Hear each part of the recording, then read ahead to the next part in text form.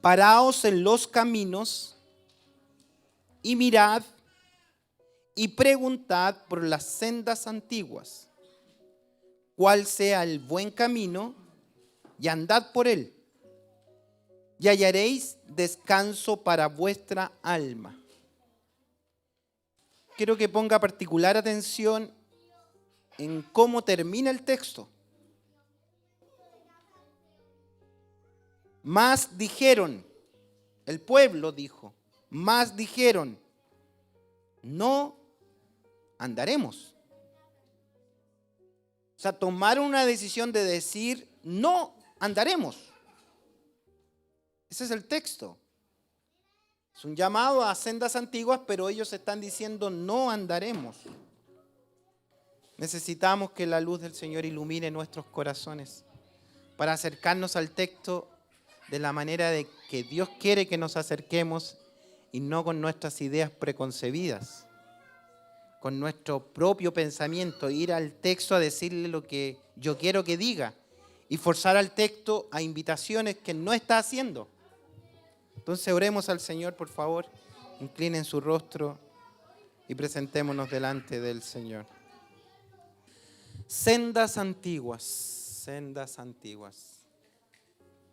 Este texto está pronunciado en medio de un gran avivamiento que está teniendo o ha tenido el pueblo de Judá, el pueblo de Dios.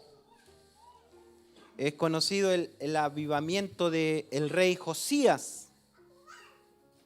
Pero este gran avivamiento, un despertar a las cosas de Dios, un despertar a la palabra, un despertar al culto, un despertar a congregarnos, es un avivamiento que tiene el pueblo, pero que no ha tenido la reforma necesaria en el alma. Por eso este sermón le he titulado Avivamiento sin reforma. Avivamiento sin reforma. Nosotros estamos en pleno siglo XXI y vemos que la sociedad avanza, pero de manera acelerada a un mundo cada vez más global. Y las costumbres y los cambios sociales modifican, pero de manera acelerada, la cultura, la forma, la vida, la forma de vida se va cambiando, ha ido evolucionando. Y obviamente todo este cambio generacional incide directamente en la conducta que tienen los individuos y particularmente los hermanos. En ámbitos del cristianismo tenemos que ser enfáticos en decir que el evangelio no se moderniza. El evangelio es siempre el mismo, no cambia, es porque el evangelio es eterno.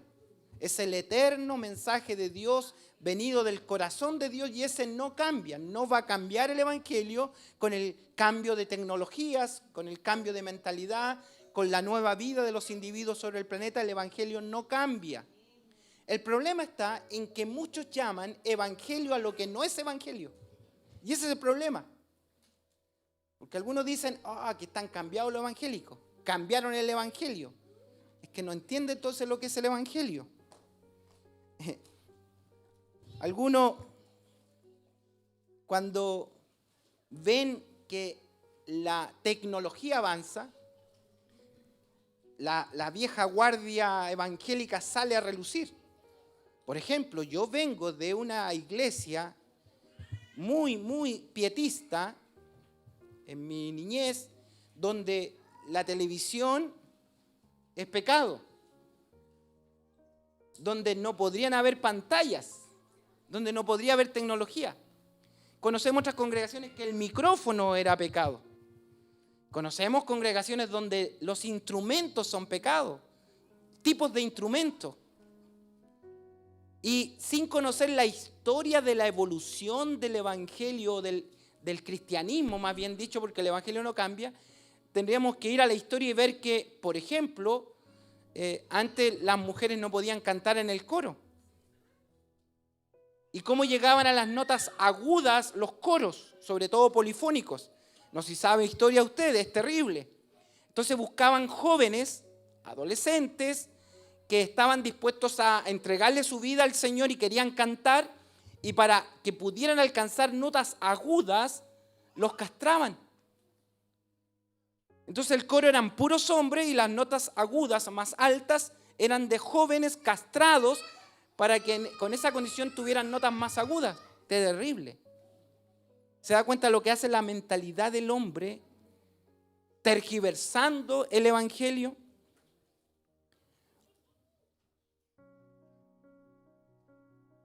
Estoy diciendo que cualquier cambio que se advierte en una congregación, la vieja guardia pentecostal sale a dar sus golpes. Y el gran mensaje que se escucha es: necesitamos volver a las sendas antiguas. ¿Cuántas veces ha escuchado eso usted? Volver a las sendas antiguas, caminar en las sendas antiguas, o autodenominarnos somos de las sendas antiguas. Y el texto que obviamente se utiliza es este, Jeremías 6:16. Es la única parte donde se trata el texto. Por cierto, el texto lo dice: así dijo Jehová, paraos en los caminos y mirad y preguntad por las sendas antiguas.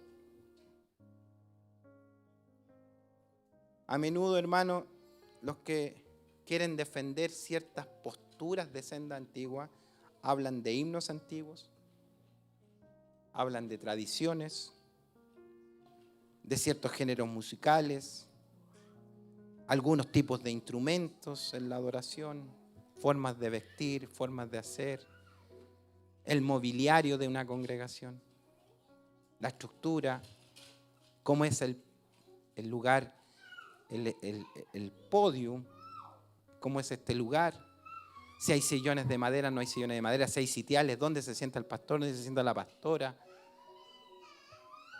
O sea, podríamos vivir la vida juzgando el quehacer litúrgico de una congregación y diciéndonos: ustedes no son de Dios porque ustedes son modernos, porque ustedes no andan en la senda antigua, porque ustedes han dejado el evangelio. Peor aún, románticos del pasado dicen que la iglesia está fría, ya no hay amén, ya no hay danzas. Para los que venimos del ámbito más pentecostal, decirle que la iglesia evangélica en Chile surge en un avivamiento que se llama el avivamiento pentecostal de 1909, con muchas manifestaciones externas del Espíritu en la gente.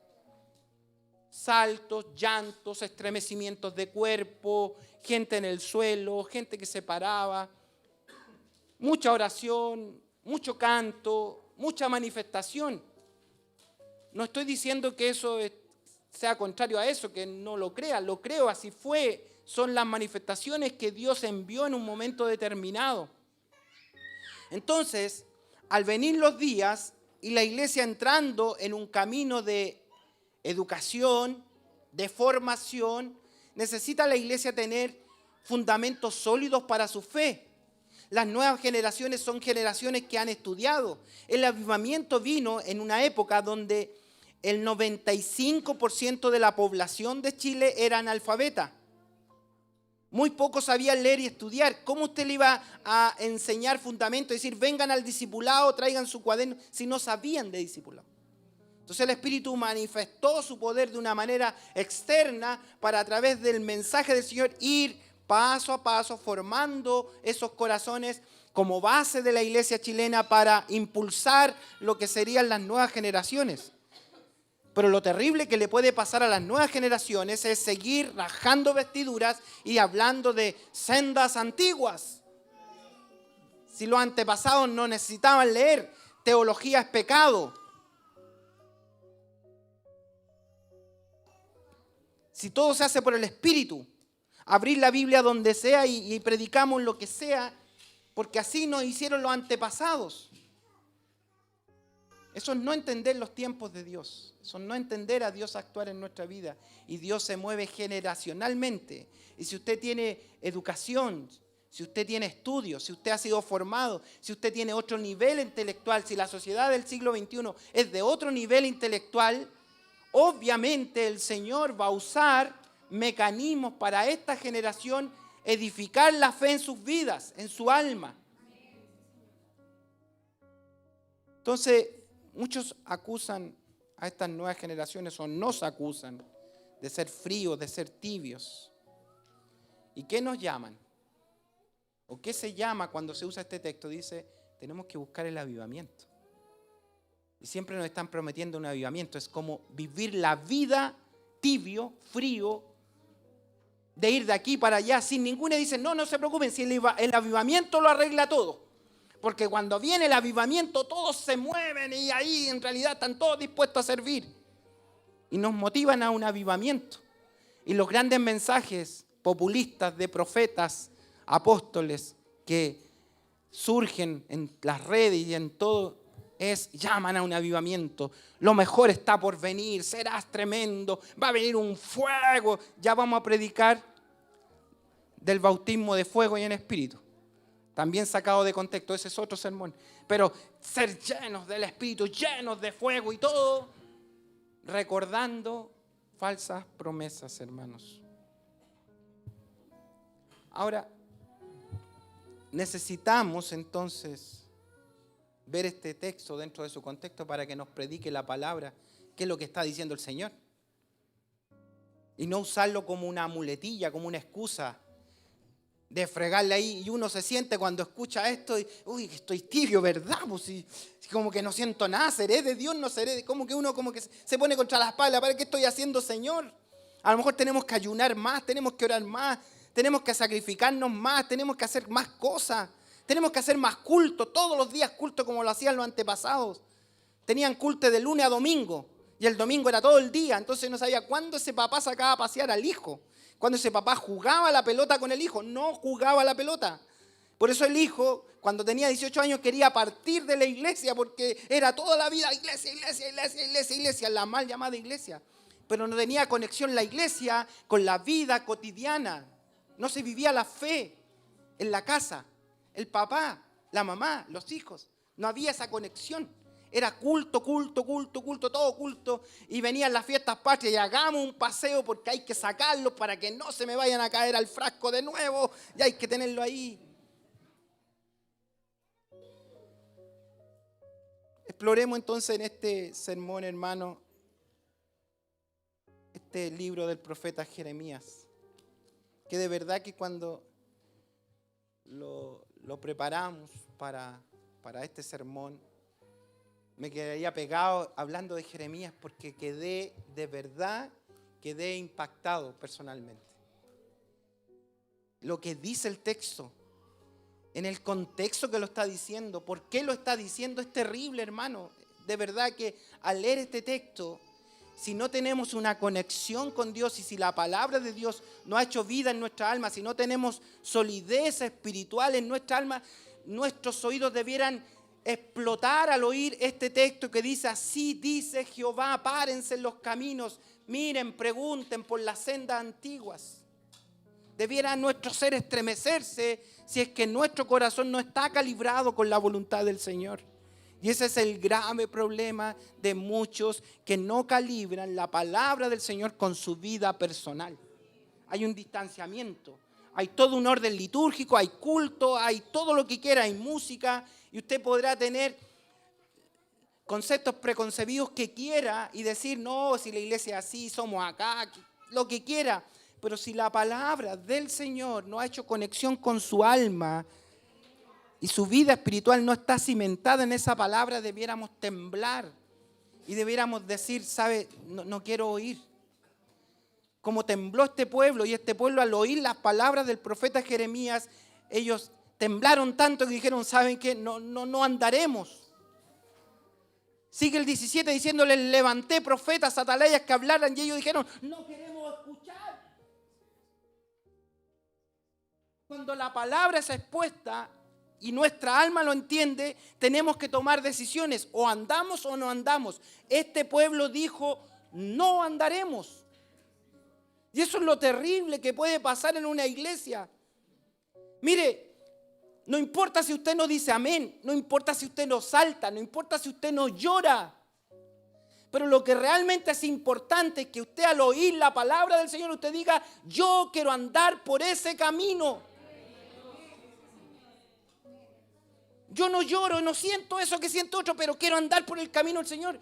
¿Qué saca con llorar en un culto? ¿Qué saca con saltar en un culto? Estremecerse en un culto, hacer ronda en el culto, si después afuera vive su vida como usted quiere? ¿De qué sirve esos avivamientos temporales de 1 minuto, de 1 hora, de 2 horas del culto? Eso no sirve para nada. Y eso es lo que le pasó al pueblo. Entonces en este texto veamos primero el texto, ¿a quién se le dice? ¿Por qué lo dice? Veamos la órbita textual del texto. ¿Por qué está diciendo esto el profeta? Y luego que entendamos eso, traigamos el texto a nuestro tiempo. ¿Y qué me dice a mi vida? ¿Qué me está llamando la palabra del Señor? Bueno, obviamente el entorno histórico que vive Jeremías va a condicionar plenamente el texto. O sea, fue dicho en un momento histórico particular del pueblo. Y para entenderlo en su magnitud plena, decir que Israel, el pueblo de Dios, está dividido en 2 naciones. A causa de una división, a la muerte de Salomón se divide el reino y están los del norte y los del sur. Los del norte se llaman Israel, mantienen el nombre y son 10 tribus. Y ellos tienen la capital distinta a los que tienen los del sur. Ellos tienen otra capital, otro lugar de adoración. No se mezclan con los del sur. Entonces, ellos están en el norte. Y en el sur está la minoría, que son solo 3 tribus. Ellos tienen a los levitas, ellos tienen a Jerusalén y ellos tienen el templo. Y así están divididos. A causa de andar lejos de Dios, a causa de la idolatría, a causa del pecado de la gente, a causa de no tener esta sintonía entre lo espiritual y lo humano, y que mi corazón dista mucho de lo que la palabra de Dios quiere de mi vida, ellos fueron arrasados, los del sur, los del norte, los de Israel. Fueron arrasados, fueron destruidos. Pasaron varios años y queda solo lo que se sabe del pueblo son los de Judá, los del sur, donde está Jerusalén. Y ellos siempre tienen en mente lo que le pasó al otro pueblo, que son sus hermanos, que fueron derribados. Y ahora ellos están acá. Pero ha pasado el tiempo, van pasando los reyes, y el pueblo está lejos de Dios. El templo está abandonado. El sacerdocio no está ejerciendo su labor. Tienen prácticas paganas. Ellos han mezclado su adoración a varias divinidades, Baal, entre otros. Junto con creer en Dios, creían en Baal. Ellos han levantado altares, no solo en Jerusalén, en diferentes puntos, han hecho altares donde sacrifican seres humanos. Han hecho lugares de prostitución con profetisas paganas.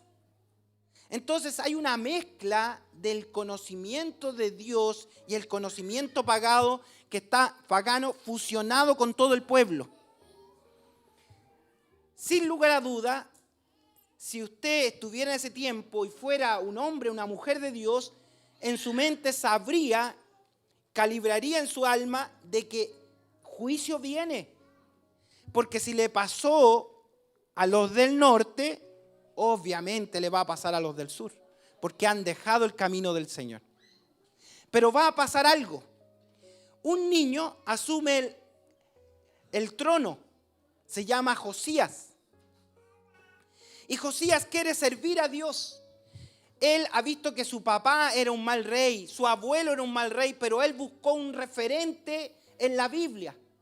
Alguien, su nodriza, alguien lo impulsó y le dijo, tienes que buscar referentes para dirigir este pueblo. Estamos hablando de un niño de 8 años. 8 años. Entonces él tiene una nodriza o alguien que lo está dirigiendo y le dice, busca, lee, indaga. Tiene que haber habido un rey bueno. Y él busca, indaga y encuentra que hubo un rey bueno que llevó al pueblo a la prosperidad y a la victoria, y ese fue David. Y la Biblia relata que Josías quiso tener su reinado conforme a su padre David. O sea, fue tanto el impacto que tuvo la palabra de Dios en su vida que él borró toda la genealogía y fue a su antepasado que había sido bueno. Porque usted siempre tiene que buscar un referente para vivir su vida. Y su referente no puede ser otro que Cristo el Señor, el Rey eterno. Él debe ser nuestro modelo de conducta.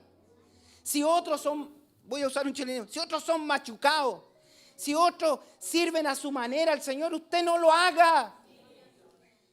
Si el hermano aquí lo defraudó, si el pastor de allá lo defraudó, si este pastor lo defraudó, su modelo no soy yo, su modelo es Cristo el Señor.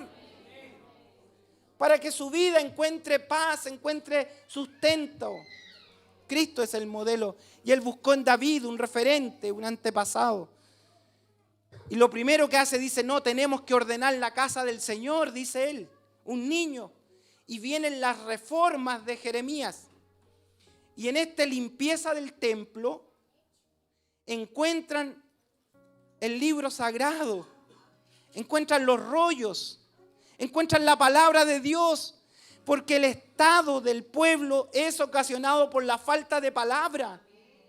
Cuando las iglesias, cuando los hombres dejan la palabra de Dios, las funestas consecuencias no se hacen esperar.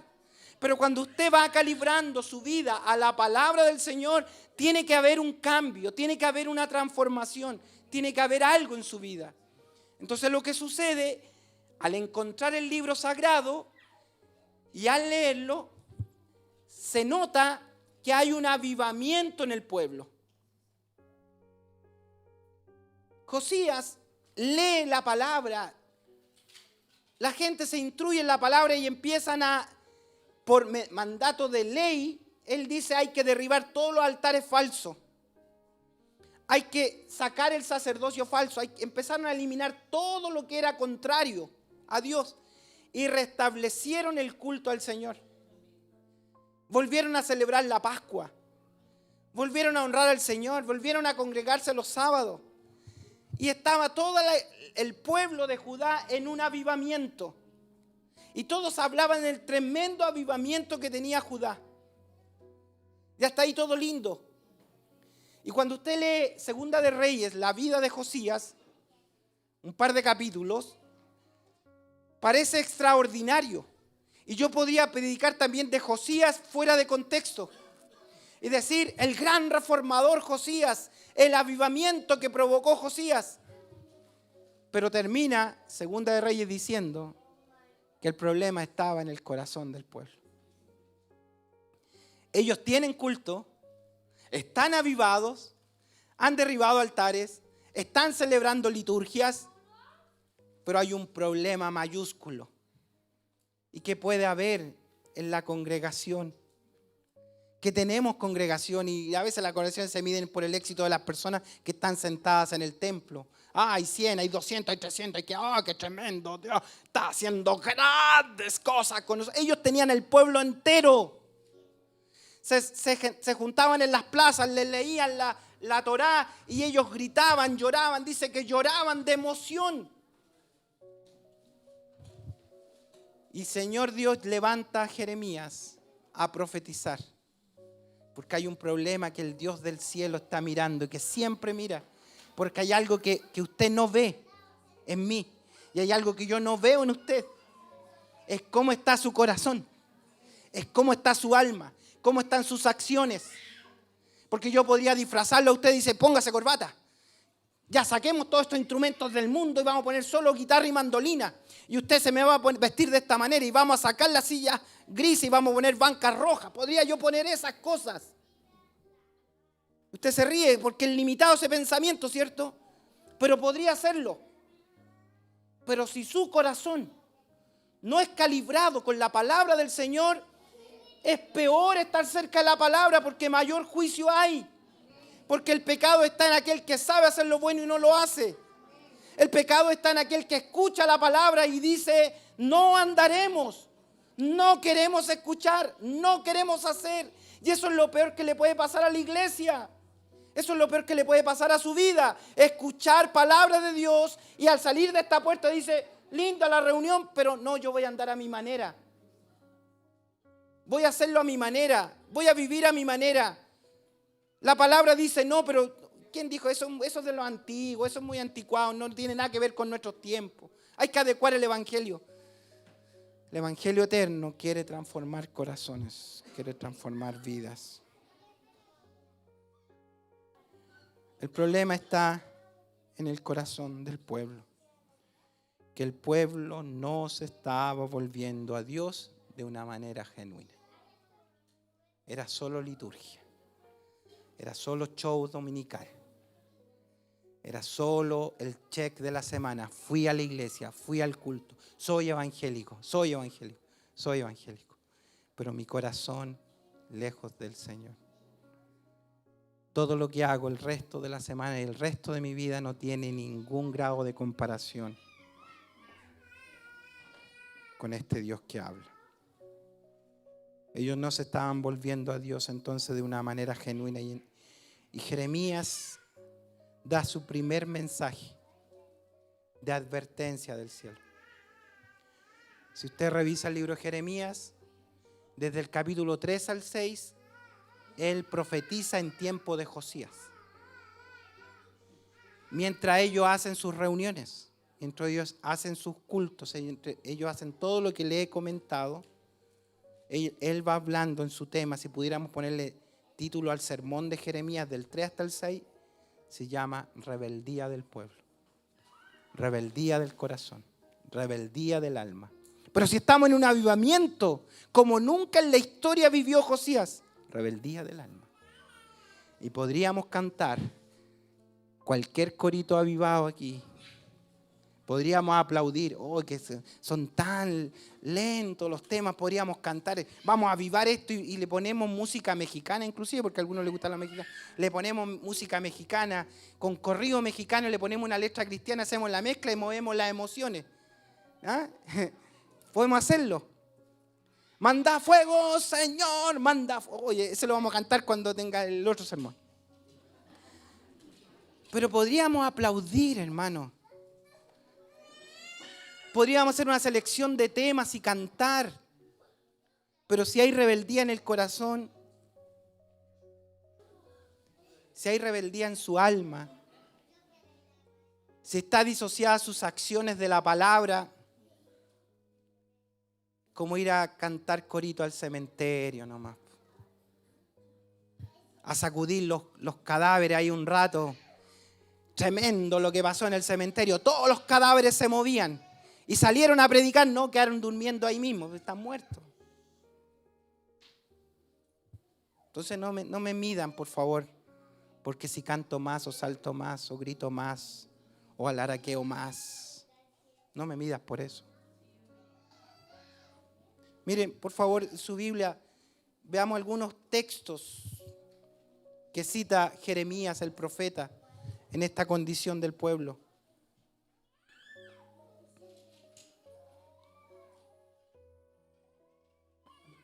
Mire lo que dice el 3:10. En medio de su avivamiento, hermano, eso es lo que a mí me causó, pero impresión extrema en mi alma, me estremeció leer esto. En medio de su avivamiento, Dios dice, con todo esto, con todo este avivamiento, su hermana, la rebelde Judá, no se volvió a mí de todo su corazón, sino fingidamente, dice Señor. Finge decir gloria a Dios, finge alabar mi nombre. No volvió su corazón, entonces que levante sus manos, que aplauda, que le dé gloria a Dios, es fingido. Es un acto que Dios desprecia. Entonces ellos estaban volviendo a Dios de una manera exterior solamente. Estaban concurriendo al templo, estaban cumpliendo rituales, pero su corazón no estaba unido a esa actitud interna. Entonces hay un avivamiento y no hay una renovación espiritual, no hay un renuevo. Por eso que en el 3:22 el profeta dice: convertíos, hijos rebeldes, y os sanaré de vuestras rebeliones. Conviértanse, por favor, hijos rebeldes. No sirve solo que canten, no sirve solo que sirvan, no solo sirve que vengan a un culto. Conviértanse. Conviértanse es, la palabra es vaciar el corazón, sacar lo que está en el alma, los escondrijos que tiene nuestra alma, los pensamientos que hay. A veces estamos sentados en la casa del Señor y vuelan nuestros pensamientos. Juzgamos al otro, miramos esto, es que debieran hacerlo así, es que debieran hacerlo acá, y estamos todo el tiempo ahí. Conviértanse. Queremos ver a la hermana que dé gloria a Dios, pero en el trabajo defraudamos, adulteramos, fornicamos, vivimos la vida como se nos da absolutamente la relajada gana. Entonces después rajamos vestidura porque la hermana se puso un vestido de un color. Rajamos vestidura porque el otro no llora. Rajamos vestidura porque no tocamos un tipo de tema. Y nuestros corazones están lejos del Señor. Por eso el profeta dice: conviértanse, hijos rebeldes, conviértanse a mí. Y este es el llamado del Señor para mi vida, Fernando. Conviértete a mí de todo tu corazón.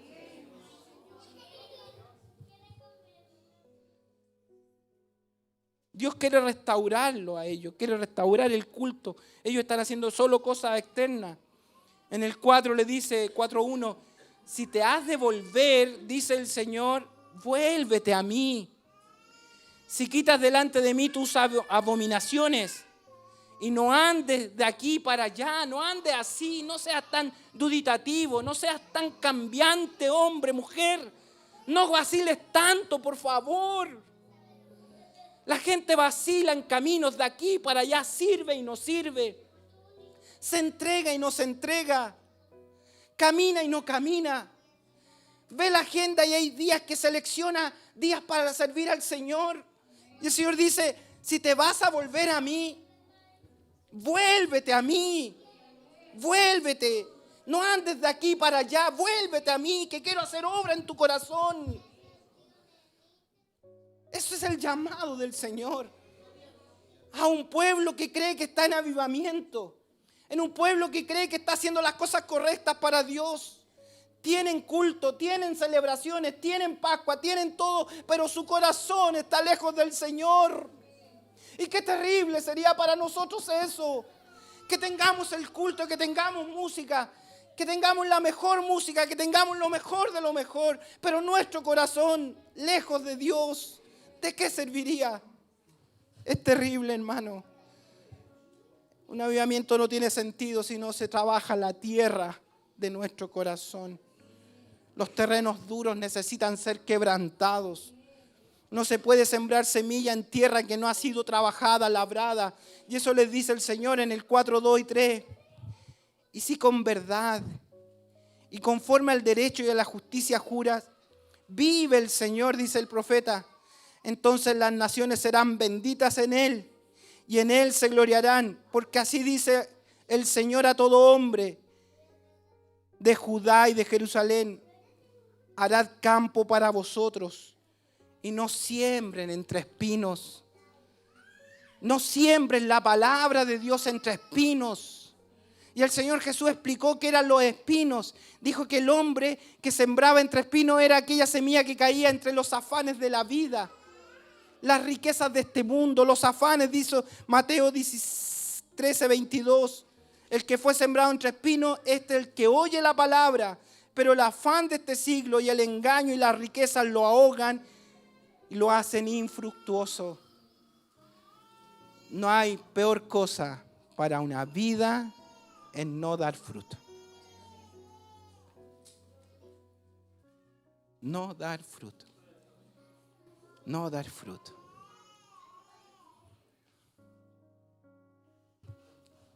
Va a continuar Jeremías hasta llegar al versículo 6. Estoy haciendo algunos recorridos de cómo llega a este texto.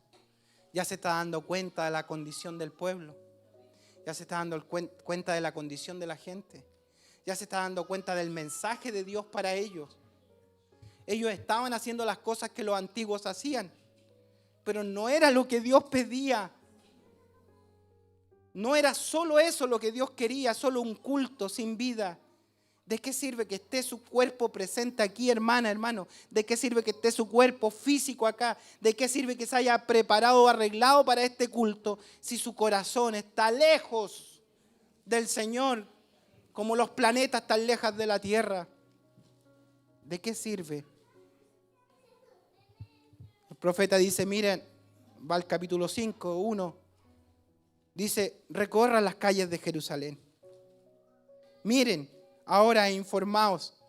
Buscad en su plaza, busquen entre toda esta gente que viene cada sábado a adorar, busquen si hayan un solo hombre, uno solo, si hay alguno que practique la justicia, que busque la verdad, y a ese yo lo perdonaré. Busquen uno. Termina diciendo el profeta, busqué y no encontré a ninguno. Ninguno que practicara las cosas del Señor. Entonces, usted estará de acuerdo conmigo en esta reflexión. ¿De qué sirve hacer el culto?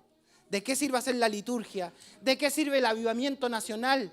¿De qué sirve el asalto, los gritos, la gloria a Dios? ¿De qué sirve si el corazón está lejos del Señor? ¿De qué sirve emocionar la carne un rato? ¿De qué sirve que cantemos cientos de coritos, cientos de horas de música? Que hagamos los efectos que quiera, pongámosle música suave, pongámosle música fuerte, hagamos retumbar la batería para que nuestro ser se estremezca. ¿De qué sirve? Si el cirujano eterno conoce mi alma y conoce que mi corazón está muerto, que necesita el poder interventor de Dios. Bueno, así llegamos al capítulo 6, hermano, y ya voy en la recta final.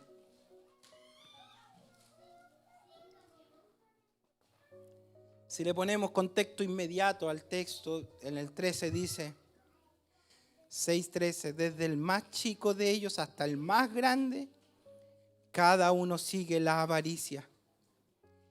Y desde el profeta hasta el sacerdote, todos son engañadores.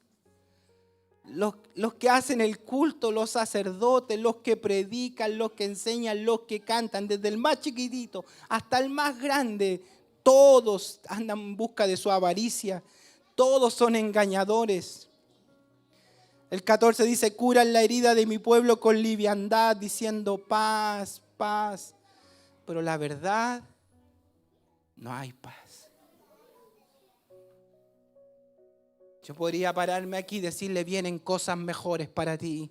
Golpea al que está a tu lado y dice, lo mejor está por venir. Dilo fuerte, lo mejor está por venir. Y dilo otra vez, más fuerte, ¿lo crees? ¿Lo crees? ¿Lo crees? Puedo quedar ronco gritando, ¿lo crees? Y ustedes tanto que le digan, amén, lo creo. ¿Cómo se fue? No, Dios tiene grandes cosas para mí, aleluya. Y se va lleno de nada, lleno de liviandad. Donde le dijeron paz, donde le dijeron prosperidad, donde le dijeron nueva vida. Pero no hay nueva vida si no hay corazón calibrado con la palabra del Señor. Cura la herida de mi pueblo con liviandad. Qué terrible condición de esta nación completa. Se está llevando a cabo entonces un avivamiento superficial. Un mover superficial, espuma. La sanidad no era completa, era un alivio a una enfermedad.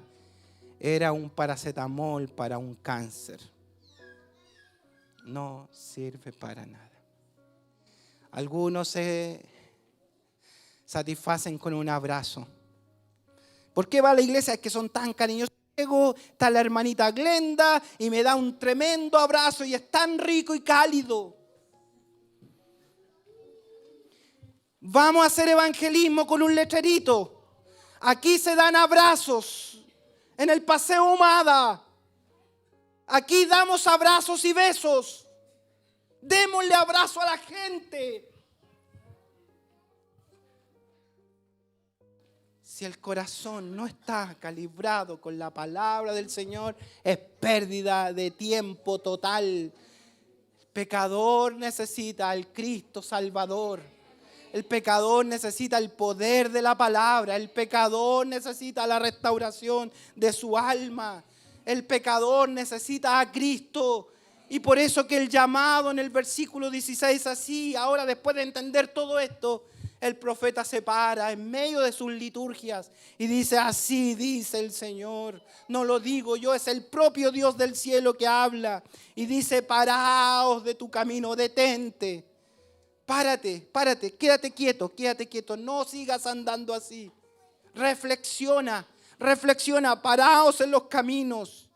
Mirad, pregunten por las sendas antiguas. Pregunten cómo fueron los caminos de los otros.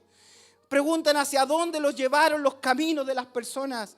Indaguen por los caminos. Busquen los caminos que los hombres han trazado, las sendas que son antiguas. Busquen entre todos los caminos que ha transitado el hombre y vean su final, a dónde han terminado. Vean a Israel, dónde terminó. Vean las naciones del mundo, dónde terminó. Vean a los hombres, dónde terminaron. Vean la senda antigua, pregunten por las sendas antiguas.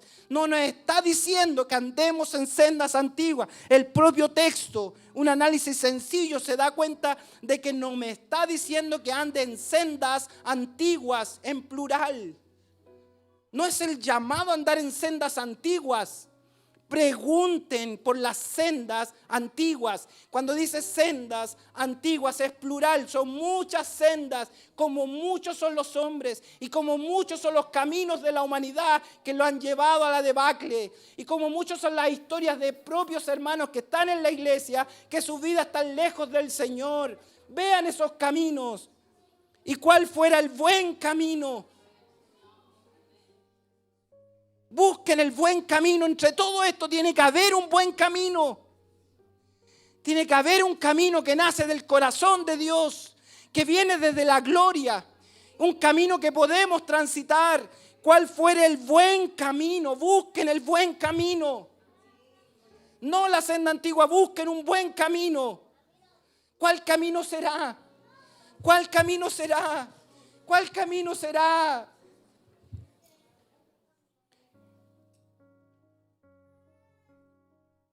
Aleluya. En Juan 14:6, Dios, el Señor Jesucristo dijo: yo soy el camino.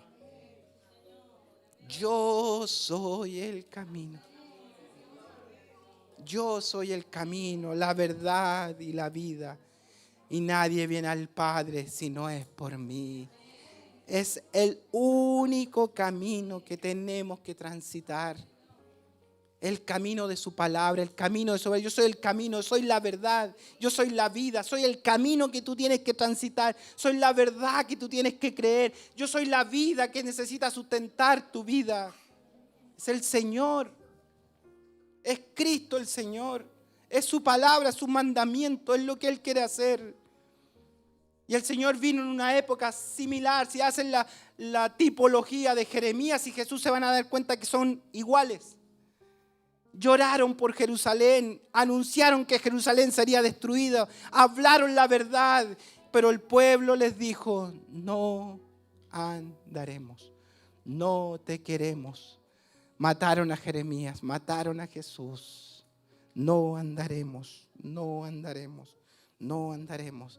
Tal vez usted no lo declare con su voz y su palabra. Nadie es tan resuelto para decir eso, ¿cierto? Tan desafiante. Al escuchar la palabra del Señor y decir: no me interesa, nadie lo dice así. Pero hay un mal peor en no decirlo y andar lejos del Señor. Ese es el mal peor que nos puede pasar. Echarle la culpa al entorno. De verdad, hermano, qué frustrante es cuando le echamos la culpa a todos los demás menos a nosotros mismos.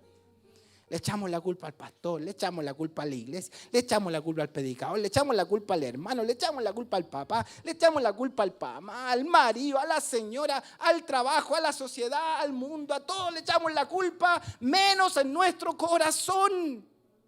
El Señor dice: Pregunta, ¿cuál es el buen camino? Anda por él. Y cuando andes en ese camino, hallarán descanso para vuestra alma. La única manera de escuchar la voz del Señor es andando en su camino. El Señor dice, puse también sobre vosotros atalayas que dijeran, escuchad el sonido de la trompeta. Y ellos dijeron, no escucharemos. No andaremos, no escucharemos.